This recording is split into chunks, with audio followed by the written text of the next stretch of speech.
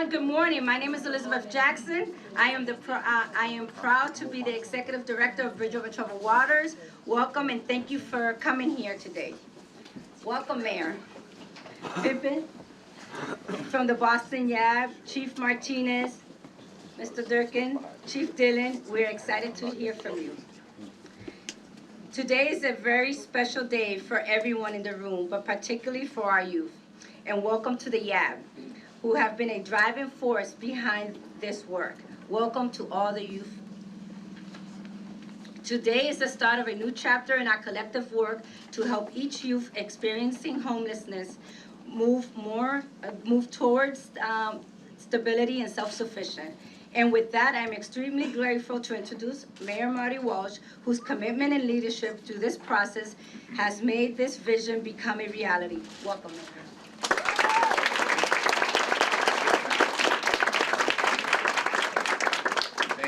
That was very fast, and I get just get right into it, no messing around. Let me just, to all the people who have mentioned, thank you for the work you do. HUD and United Way and City and Liberty Mutual and everyone, City Council in Eastern South, George was today. Thank you, Councilor George. Thank you all. Pippin, I know you're going to be speaking in a few minutes, so I'm looking forward to that. To all the people in this room that help, thank you very much. But most importantly, to the young people in the room, and the few people in the front, but down the side and in the back there, I wanna thank you guys and ladies for all that you do, because we're here today to make life better for everybody, and all the providers, everyone here. So thank you.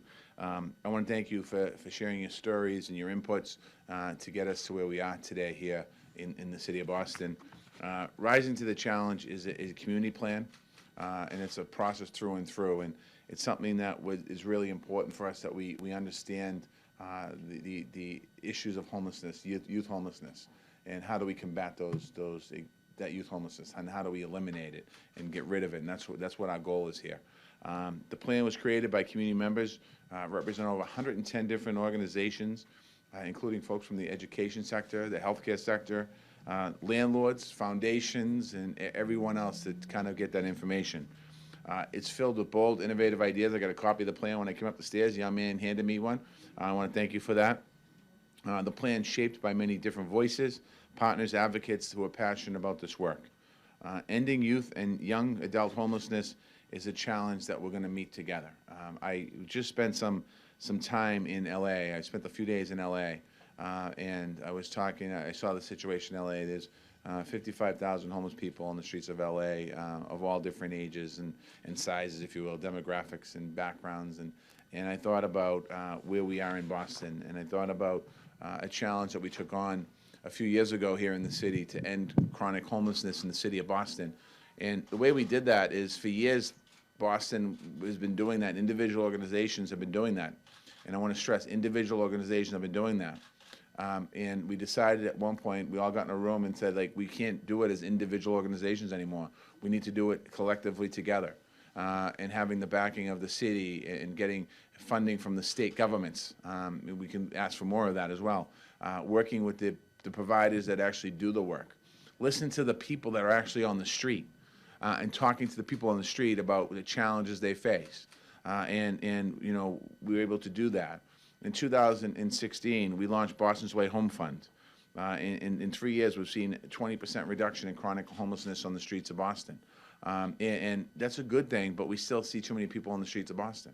And granted, the situation, I say this a lot, the situation is not the same as in LA, where we have tens of thousands of people on the street, but it doesn't matter, because the individual person doesn't care if there's 55,000 of his colleagues on the street or if there's 1,800 of his colleagues on the street. They know that they're homeless.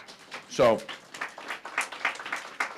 we're working to end that, and you know, we're able to say we ended chronic veterans homelessness, and that's a great thing.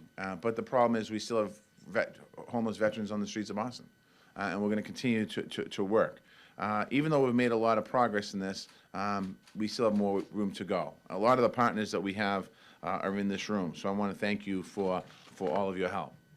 On any given night in Boston, we have 325 young people that are on our streets or in our shelters, and that's from the 2019 homeless census. 325 young people on the streets of Boston on any given night. I've met personally a lot of these young people, whether it's through the count that we've done or just walking around or during the holiday season. I'll see a lot of people on the streets of Boston. I've had the chance to talk to young people about the challenges and the struggles that they face, and what those challenges are. And those challenges are being thrown out of your home, addiction, mental health. So how do you see to fight mental health? How do you fight? How do you see to fight mental health, or to even involve the kids with the public to get out of homelessness? Well, that's what this plan's all about. This plan that we're doing here at Bridge, we're talking about today, this was money we received from the federal government to come up with a plan. In the plan, I actually have not sat at a table and talked about the plan at all. I've asked the providers, I've asked Elizabeth Bridge, and I've asked a lot of people to sit down and create the plan.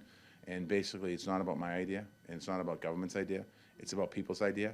And I appreciate you asking me those questions. Those are challenges. When I talk to people, when my entire time as an elected official, when I'm dealing with youth homelessness, there's a lot of different issues. In the kids that are dealing with, in the trans community, a lot of the kids that are dealing with issues have been thrown out of their home. Let me keep going. It's all right. And you know, people have been thrown out of their home because they haven't been accepted, and they end up on the street. Young people that have addiction that started, you know, whether it's pills or what have you, and addiction, they get thrown out of their street. Mental health, not having supports, not having the correct services in the hospitals and the institutions. When I say the institutions, I'm talking hospitals, health centers, to be able to deal with the issues of mental health, and families don't know how to access the programs. When it comes to poverty, families living with poverty that have challenges themselves as a family, and they don't know how to deal with it. A lot of times, young people end up on the street. In education, you know, in East Wasabi, Georgia, here, city councilor, we have 4,500 homeless families in our city. Some of those are individual homeless youth in our city, in our high schools. They're having challenges. I just said I was in LA, and they're working on creating potentially one of the proposals I think in LA, which I want to bring here. Nothing to do with today. Is there an opportunity for us to look at colleges, you know, junior college, university systems? Can they offer housing, maybe for homeless kids, homeless young people that are in the schools that are going to school every day, but living out of the car or living somewhere else, living in a. Do you see to catch an idea? Say that? Do you see to catch an idea?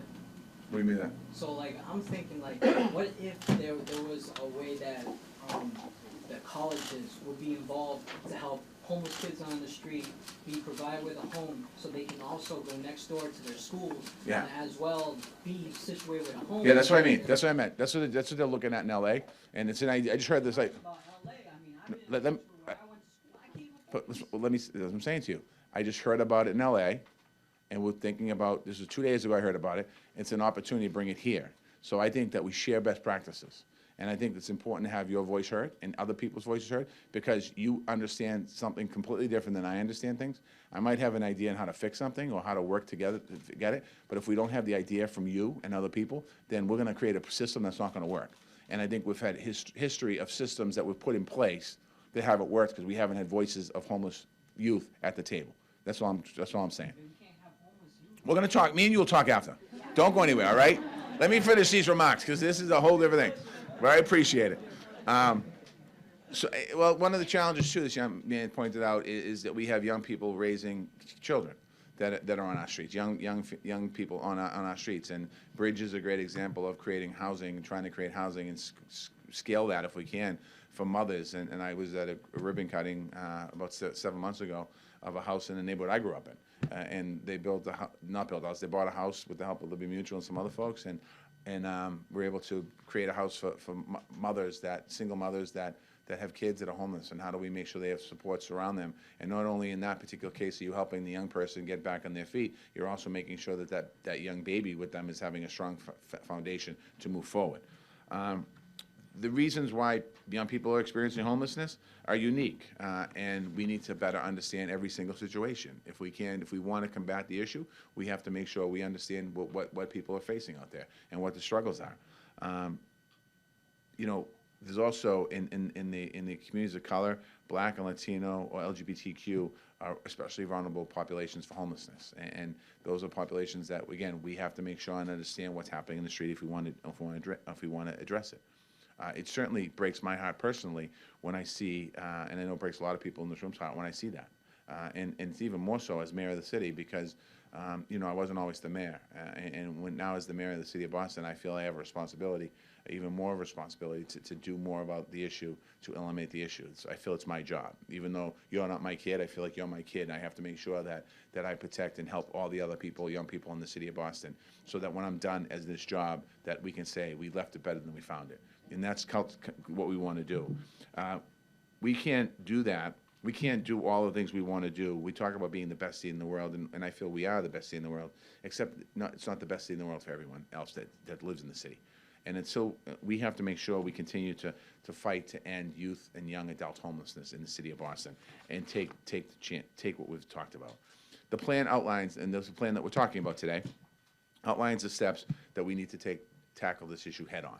And there's no other way of doing it. We can't sugarcoat it. We can't build a bunch of shelters and say, okay, there's no problem in the street now because everyone's in a shelter. We have everyone hidden. It's not about that. It's about how do we get people back on their feet, get them in a safe space first, and then once they get in that safe space, that their whole life isn't in a shelter system. Their whole life can be to get into an apartment, buy their own home, move forward, have their own family, and understand, learn from the experiences, the very difficult experiences that they've had. We're going to make sure that every homeless or vulnerable young person is connected to resources. That's part of the situation, making sure that it's not just simply giving somebody a house, but making sure they have resources for housing, make sure they have resources for employment, making sure they have resources and pathways to education, make sure they have resources to health care and recovery programs.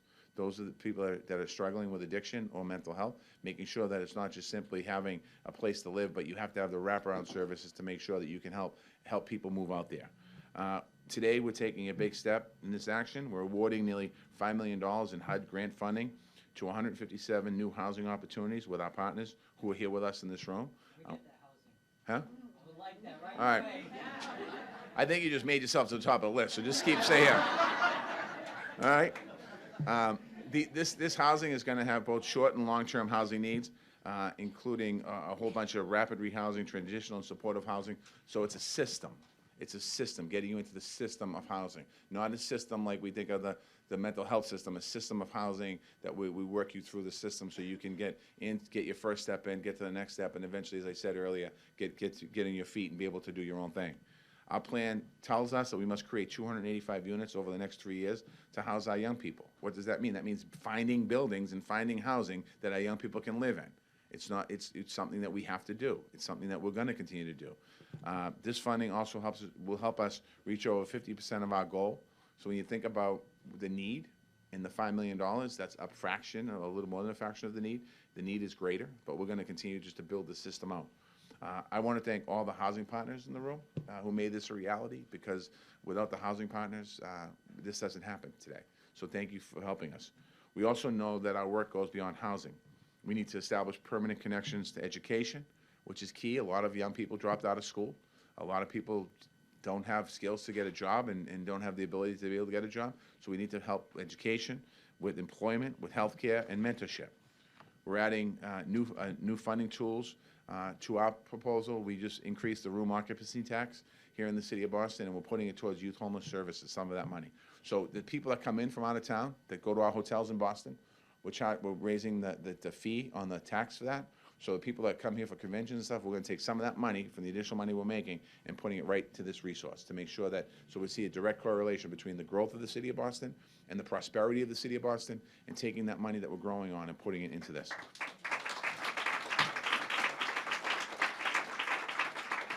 We're going to keep evolving in our responses to making investments and with the impact, and that just means thinking of different creative ways of being able to pay for this, because it doesn't happen. You just can't one day wake up and say, we're going to build 500 units of housing. We have to create, how do we do that? And I want to be clear, it's not just the city's plan. This is not the city's plan. As I mentioned, I wasn't sitting at the table, and nor should I have been at the table.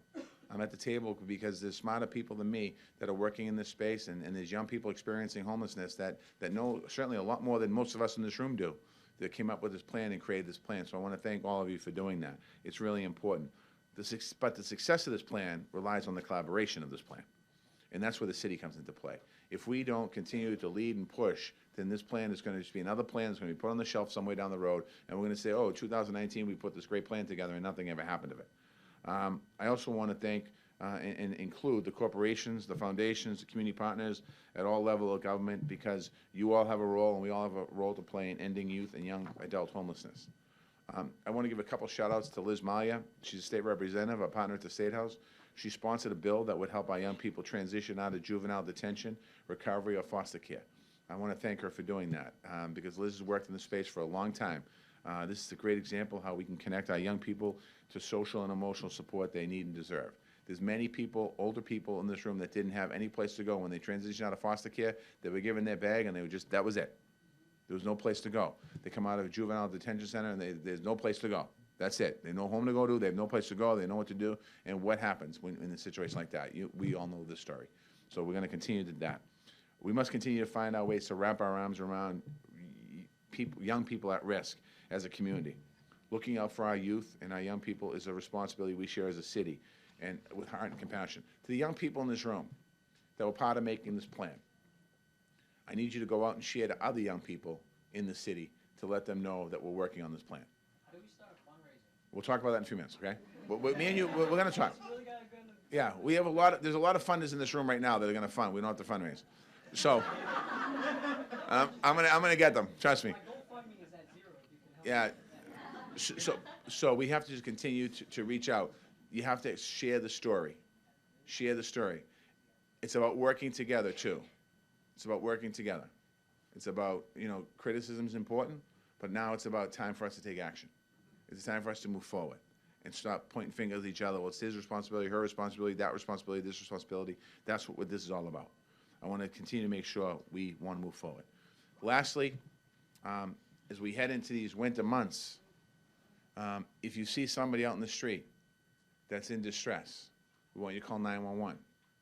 We want you to make sure you call 911. A lot of people, homeless people, including young people, will not go into a shelter, will not come into a place in the nighttime for a host of different reasons. If you see somebody out there, please call 911. Unfortunately, it seems like we're going to have a very cold winter because we're a lot colder earlier than we have been in the past.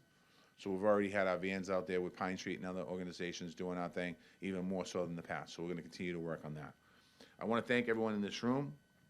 It's great to be amongst so many dedicated people who are doing important work every day and supporting the young people who are experiencing homelessness. I want to thank the people in this room that have been doing this work for a long time. There's a lot of you in this room. I want to thank Bridge for the work that they do, and the team here is amazing. Pine Street's here. We get St. Francis House down the street. We have providers in this room that have been doing this work for decades. I want to thank you for the work you've done. I do honestly feel good today. I feel good because I see a system that has never existed before. It's always been siloed, and we have to end the silos, because young people or people experiencing homelessness, they're not about silos.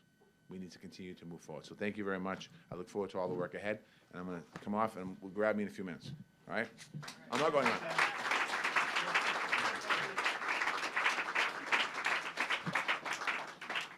Thank you, Mayor Walsh. We are incredibly excited to be part of this plan. As I said earlier, today is about our youth, and it's extremely important we have youth voice here. Please welcome Pimpin, one of our Youth Action Board facilitators, who will share more on how this plan will impact youth.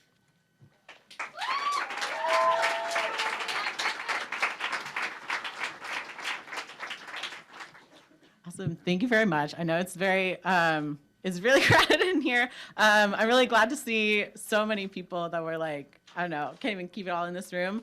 And especially a lot of young people I know have seen in GAB meetings before, to be able to see, we're all here together and seeing kind of part of the end result of what we've kind of been working on for a while now. And like you said, my name is Pippin, or Nick. I've been involved with the Youth Action Board for about 2 years. The Youth Action Board is just a group of young people who have experienced homelessness, who have been giving advice and just kind of telling our stories to help formulating and creating and critiquing this plan that we're announcing today. And so in talking about this, people asked me to talk about kind of what the YAB has meant to me. And I just want to talk about kind of like what message I feel like it sends. And to kind of get into that, I want to talk about first, like what message, like I personally, and a lot of homeless or people who've experienced homelessness and are young, are kind of told through society. And most of it is not something that's positive. So kind of young people, when you're experiencing homelessness, a lot of times you're sent the message like subtly or sometimes like really explicitly that you're bad or you're worth less than other people just for like experiencing homelessness. And so as an example, one time I was at a meeting and it was just public and lots of people there. And this lady just straight up said like, homeless people are not people. And that's a really explicit way of saying something. And like, it's really easy to say that's really gross, but there's a lot of like really subtle ways that same message is kind of sent to people who are experiencing homelessness and especially young people. And like one of those subtle ways that we see is, I don't know if y'all have ever heard kind of like the message or the saying of like, you know, young people are up to no good and unless we like keep them away from this or that. I know I've heard that, and that's kind of a message that's like sent throughout media, and like the way that it's sent is a lot of times a really like racially biased and really like classist way that thing is kind of said. And it's also something that comes up when you look at like how, you know, that message is sent, and it's also kind of in the way that like I and like others have experienced like police harassment while being a young homeless person. And so, you know, and there's also something inherent about like being young and homeless that sends the message that you're worth less than others. Like if you think about it, if you see someone else who, you know, is the same age as you, but they have like a nice place to sleep and very consistent versus like you don't, there's kind of something inherent in that says like, well, why is that? You know, like why don't I deserve the same thing? And so that's kind of the message we've been told, and I'm really excited. One of my favorite things about the YAB is that it's been something for me that's been kind of sending a different message, and for myself, and I hope for other people who've been experienced with it. And the message from the very beginning has been nothing about us without us, which I think is something important, because how can you even try to do something about something without turning to people who are actually experiencing it? And I think the important thing about that is that when you can involve someone in something that's inherently sending the message that, you know, they have something good and important to say, right? And it's really countering that message. It's telling us that you're a good person, you know what you're talking about, and you can make a good, positive change in your community. And when we are able to come in a room and share stories, and we actually, I don't know if y'all know this, but we actually come in this very room for probably like most of our meetings, is where we like talk about with the YAB. And so when we can like come and like ask people to like actually share and not only listen to that, but actually like take it into account and actually use what people are saying, I think that really sends a positive message. And also when we're providing people with housing, right? If you give people rapid housing, that's telling someone like, you're worth a place to live and you're just as good as anyone else. So, you know, that makes me, I'm really happy about that. So in conclusion, I'm just really glad to see so many people here, especially like the young people who've experienced this, and I hope that we can continue to be involved. I hope people continue to let us be involved. A lot of times there's a saying of like, we need to give people a voice, but we've always had a voice, and now it just, people are listening to us, so I'm really happy about that.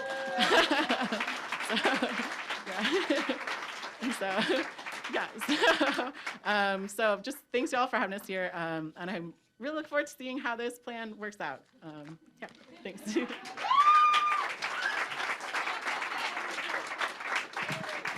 Thank you, Pippin. Thank you for sharing.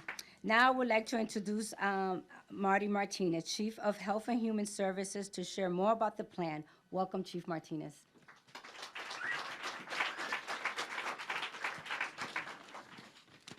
So good morning, I think, still, is it? Good morning, and thank you for having us here today to talk a little bit about this plan.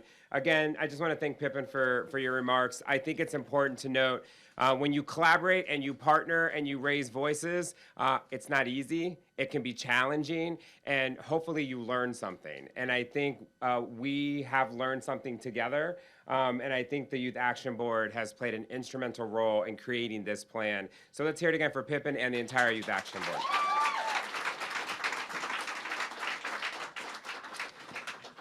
The Rising the Challenge plan focuses on meeting the unmet needs of youth and young adults. And so I have the opportunity here to tell you a little bit about what's in the plan and the work that we're trying to do with the support of everyone here in this room. The plan prioritizes ensuring that youth who are either at risk of or experiencing homelessness are not only identified and immediately linked to resources that address their needs, but that we're making sure that those resources are safe, that they're stable, and that they have the ability to connect to not only those that will meet their needs around housing, but when we think about educational goals, employment goals, and supporting the individual path that young people want to be on. The plan is bold. The plan has many, many, many recommendations. And for those folks who work on the plan, you know there were many, many recommendations. And so what you've seen here, just a snapshot of that plan. But the plan kind of breaks down into some main strategies that I want to share with you that I think are important to understand in our efforts to mitigate and make homelessness among youth and young adults disappear. We want to, first off, develop a collaborative system. A system that recognizes the way that the City of Boston and various agencies work together to make decisions with the goal of forming a clear, comprehensive, and youth-specific system to address the issues of youth and young adult homelessness. As the mayor mentioned, we're talking about a system that's not siloed, a system that works together where the voices of providers, the voices of young people, the voices of government are working collaboratively to figure out what are the resources necessary. So the first major strategy is to develop that collaborative system. Before I came into City Hall, I used to complain in the community that City Hall and the work of the city was too siloed, that this side didn't know what this side was doing, or this agency didn't know what that agency or the nonprofits were doing. I don't say that anymore, Mayor Walsh. But because we're working to fix that. And in this plan, it's an example where we want to break that down to meet the needs in our community. The second major strategy of the plan is to improve early identification and outreach to connect young people who are at risk of becoming homeless or are currently homeless with resources. We shouldn't wait until youth are actually homeless to connect those young people with resources that'll help prevent it. So the current gaps in identifying folks who may be on the verge or experiencing this are about creating more connections for youth and young adults in places where they already are. How are we working to make sure we can identify those who may be at risk? And that includes services with employment programs, that includes our community spaces, that includes our Boston Public Schools. How are we making sure that we can have the early identification of young people who may be at risk and not wait until they're already experiencing some of these challenges? The third major bucket is to increase access to and effectiveness of existing resources. We know that youth and young adults today who are experiencing homelessness identify resources and take advantage of opportunities that they need today. And so part of this plan is also to make sure we're streamlining cross-sector referrals, strengthening training for youth service organizations and adult shelters where young people may have to go today so that they're better equipped to meet the needs of youth and young adults. We want to increase access not only to the current services, but think about the effectiveness of services around mental health, behavioral health, job training, so that if a youth or young adult doesn't have stable housing, it doesn't prevent them from accessing other opportunities that will help them get on a path. So that third bucket is really about increasing current or access and existing services and their effectiveness. And last but not least, which we know is incredibly important, is investing in new housing and service resources in order to house all young people, 18 to 24, unaccompanied young people who are experiencing homelessness. The mayor lifted up the housing opportunities that are a part of the HUD, $4.7 million from HUD that is there, and the 157 new units of housing that can support youth and young adults. 157 new units, which is critically important to this work. But we know very well, and if you're a young person, not only do we know this, but I've heard your voices, and we as the city have heard this clearly. Affordable housing alone does not guarantee success for youth and young adults experiencing homelessness. In furtherance of this plan, we're working with our nonprofit partners to be able to identify the resources that are necessary. And that's why we're grateful that through the mayor's leadership, we've been able to dedicate the $1 million from the room occupancy local excise tax to do additional supports. Housing's one part of that, but those additional supports are incredibly important so we can wrap around the services that are necessary to do the work.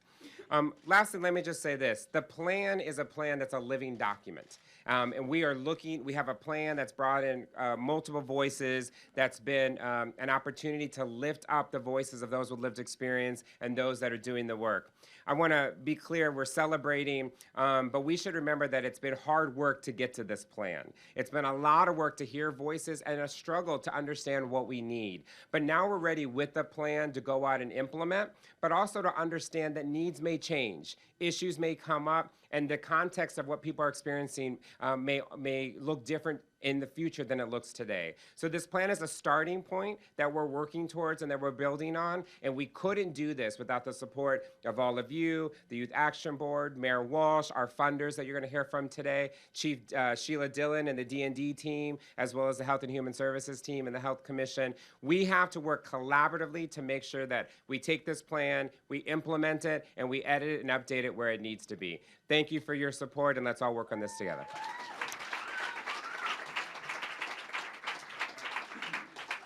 Thank you, Chief Martinez. Please welcome Michael Durgan, President and CEO of United Way of Massachusetts Bay. Well, Elizabeth, thanks, and good morning to everybody. This is a great day for Boston, for Boston's youth, and really for all of us. And to Mayor Walsh, thanks for the leadership and the direction to put the stake in the ground about what we have to do on this. We all know, and some of us experience it personally, the real challenges of being homeless. And for youth, there's a particular set of challenges we've got to deal with. United Way has been committed to this issue of addressing homelessness for a long time throughout the region. Great partners, whether it's Silverline Mentoring, Bridge Over Troubled Waters, and others that are here today, Home for Little Wanderers. All of us need to come together. And I think the thing that we've got to remember is this is not a city of Boston challenge. It's not government's challenge. This is all of us. And the mayor and his folks have created the platform for all of us to come together with lots of engagement from the youth who are directly impacted and can help to directly solve this problem. What's United Way doing about this? We're going to increase our resources to it in addition to those good organizations we support. We're going to help to lead some of the planning and implementation efforts as we go forward in this. And most importantly, we see ourselves as a way that people can get involved. None of us can solve complex situations by ourselves. We need everybody in. That's what we're going to be focused on. If you go to our website tomorrow, supportunitedway.org, you'll see some ways that if you want to get involved and your friends get involved, we've got one place where people can come together to help doing that. So we're delighted to be a part of this. Again, it's going to take everybody in. And Mayor, thanks very much for what you're doing.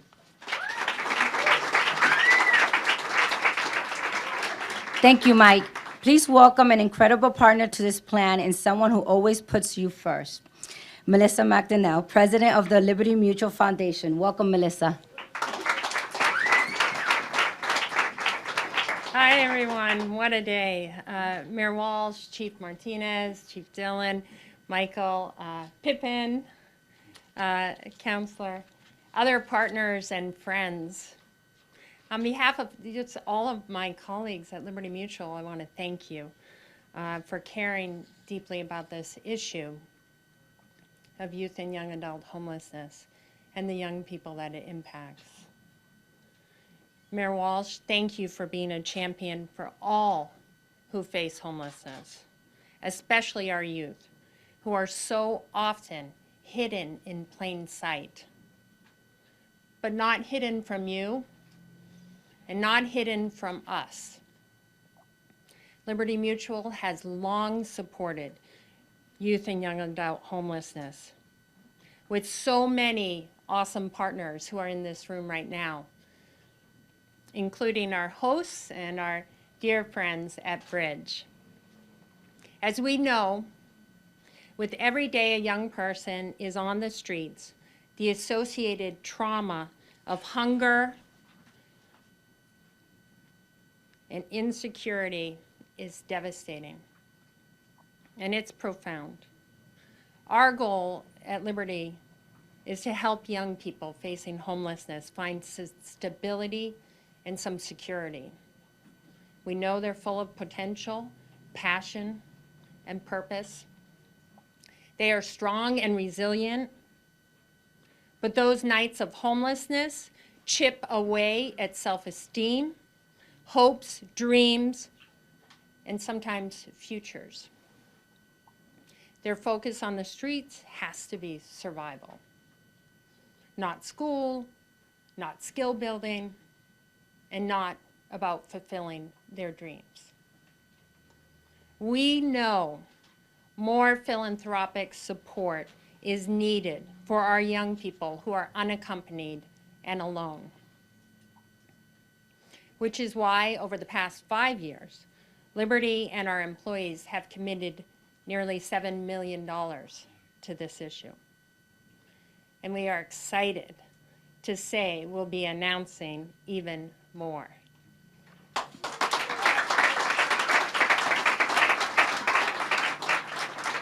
So stay tuned for that breaking news.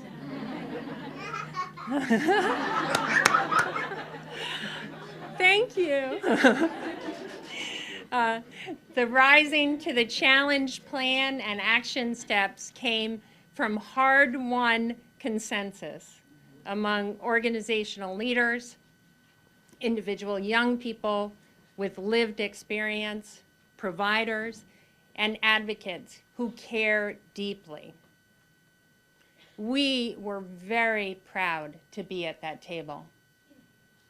We know there are too many young people who are struggling to survive on the streets today, but who, thanks to this collective work, will soon find compassion and care to confidently pursue their tomorrows. Thank you so much.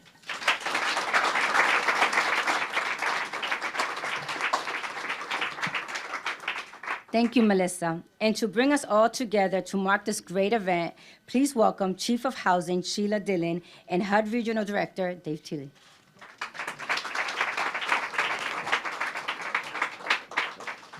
Thank you. It's great to be here today with all of you. I have the honor, thank you, of announcing our first recipients of this HUD resource that you've heard about.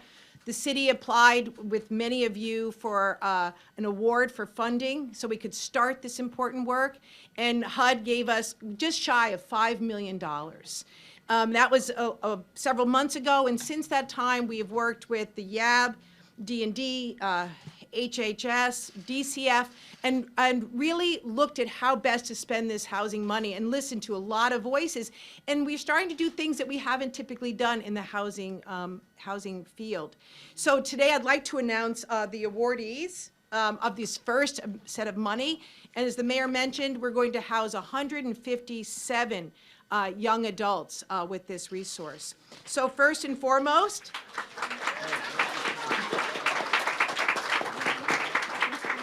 as I call your name, if you could come up and get a quick picture and accept our award letter. Metro Housing Boston and ESAC, Sunol and Lakia Cherry.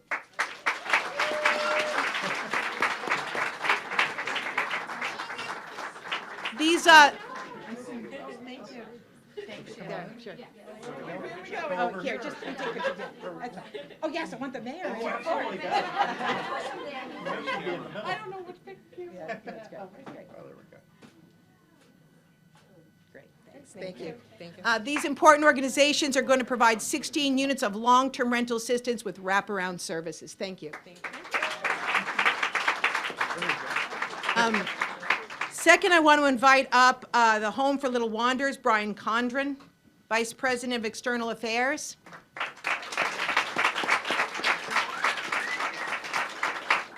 The home is going to offer 11 units with long-term rental assistance, supportive services, providing specialized assistance to youth transitioning to adulthood from other state systems of care.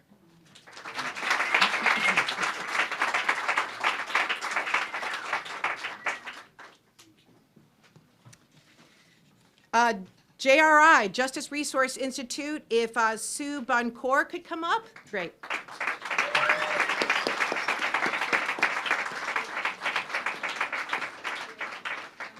JRI is going to be offering 24 medium-term flexible subsidies with services to our young adults.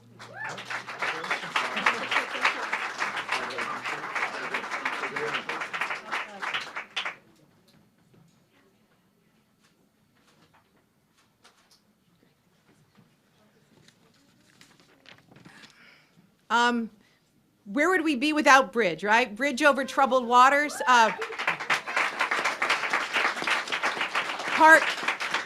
Partnering with the Boston Public Health Commission. So if Elizabeth Jackson and Jerry Thomas, our very own Jerry Thomas, could come on up.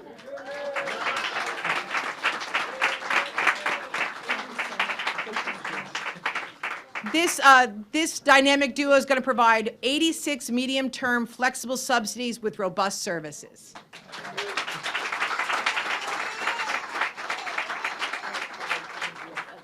And finally, one more time, Bridge, in a separate grant, will serve 20 young people, offering them an option of immediate crisis bed to transition into flexible housing subsidies. So Bridge, one more time.